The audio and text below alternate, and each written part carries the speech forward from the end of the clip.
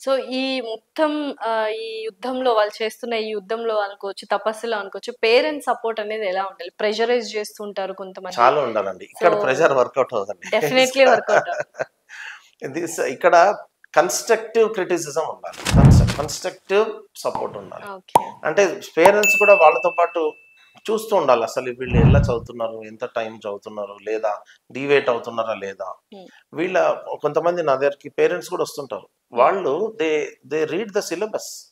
హ్మ్. ఆ ఆన్సర్స్ వాళ్ళు ఎలా రాస్తున్నారు వాళ్ళు మధ్య మధ్యలో చూస్తూ ఉంటారు. అంటే if not 100%. Yeah! Okay. So వాళ్ళు ఒకళ్ళిద్దరు ప్రీవియస్‌గా వాళ్ళు అటెంప్ట్ చేస్తుంటారు. వాళ్ళకి రాకపోయి ఉండి అట్లాంటి వాళ్ళు ఉంటారు.